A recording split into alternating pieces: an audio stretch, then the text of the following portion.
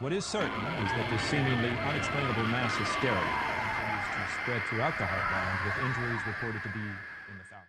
What is going on, guys? This is ATC, and today I'm bringing you a Battlefield 3 commentary, and today I'm going to be reviewing the recent endgame, and a lot of people may have reviewed this, but as you know, it came out today on the Xbox 360, and me owning an Xbox 360, I had to wait, and I wasn't happy about this, but, you know, you gotta do what you gotta do. So I downloaded it today, and I've been dead excited to play this actually. I've been really excited to get on this, as Battlefield 3 has been getting a little bit vanilla, because obviously, as you know, the DLCs do come every 3 or 4 months.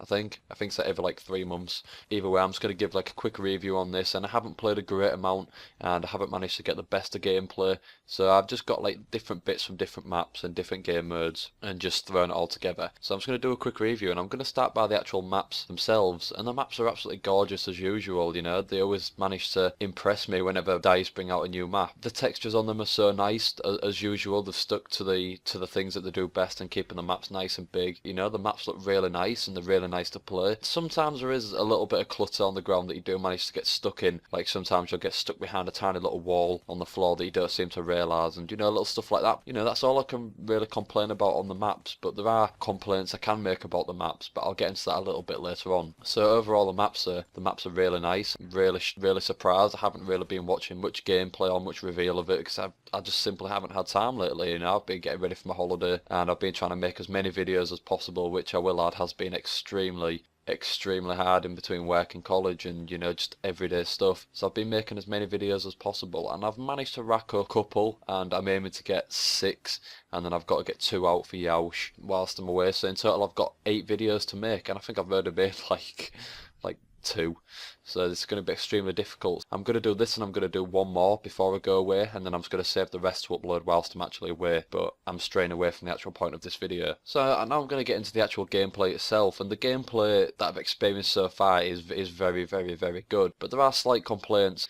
Obviously, as you know, on Xbox 360 there's only 12 players a team, so that's 24 players a match, and some of the maps they're really nice and all, but they're just too big, and I can imagine that this game is catered more for the PC, it being the dominant platform. Obviously on PC they have 64-man servers, so 64 people seems like the right amount. Maybe a little bit too much, but nevertheless it's a right amount for this game. I'll often find myself driving about or running about, and it'll take me a good couple of minutes to find an enemy, and sometimes I just won't find an enemy at all, and I'll just get killed by a tank or, you know, some sort of camper. And it does get quite frustrating when you're running around trying to find people to kill and objectives to capture. And obviously playing the objective non-stop does get quite tedious if you've got nobody to kill, because who wants to run to a flag, capture the flag, go to the other flag, capture that flag? So it does get quite boring, but I don't mean boring as in the game's boring, it just gets a little bit tedious sometimes when you're constantly driving about or walking about trying to find an enemy. So, I mean, the map sizes are fairly decent on this, and when you're playing capture the flag, there is quite a lot of action involved, so it does kind of cancel out the fact there aren't enough players to fill these maps. And there's also the option of team deathmatch, which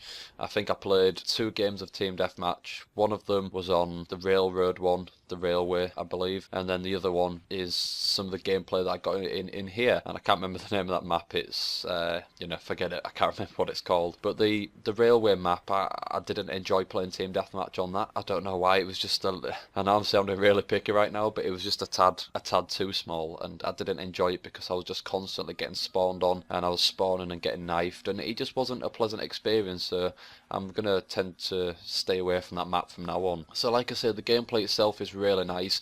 The capture the flag is absolutely amazing. It is really fun, apart from when you go against like a full team who have most of the team staying at their base, just planting mines down and C4 and stuff near the flag, and then they're getting a couple of guys out on dirt bikes to come to your base and get your shit and then go back. So that can get quite frustrating, but I guess that's just smart play, and I can't knock it, and I can't say it's cheating or it's dirty play, because that's the whole point of the game. Like I say, it does get quite frustrating when you're on a team that just want to get in a vehicle and blow shit up, you know, and they don't really want to play the objective. Me being an objective player, I do like playing the objective. I also like getting kills, but there is a fine line between just kill hogging and vehicle hogging and playing the game properly. So capture the flag is overall a really fun experience. You know, it's got the vehicles, it's got the fast-paced action of the team deathmatch, and you're not always running about trying to find an enemy, because wherever you look there's constantly bikes wheeling at you and stuff. So you know, that is really fun, and the new dropship is awesome. I've got a little bit of gameplay in here where I actually get inside had a tank and I come out of the dropship. I got really excited when this happened because it was just, I don't know, it's just cool.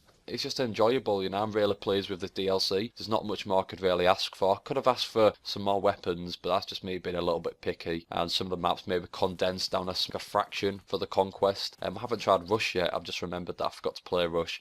And Rush is my favourite game mode. You know, it's like Capture the Flag before Capture the Flag came into Battlefield. It was fast paced, but the maps were big as well. I'm going to give a couple of tries on Rush, and then I'm going to get some gameplay out. So I hope you've enjoyed watching this video, guys. It's been a pleasure as always. I do apologise if I didn't get a lot of the things that I actually wanted to covered. I kind of went on a bit of a tangent. Nevertheless, I've given my 2 cents. I really enjoy this DLC. It's been great so far. There's some little bits that I would change personally. I'm glad that Battlefield has stuck to the roots and not gone with the quote-unquote of best FPS of the year, you know, changed the way that they are, because Battlefield is fantastic the way it is, and it's just a great game overall. So yeah, once again, I hope you've enjoyed watching this video. It's been a pleasure as always, and I'll see you guys soon.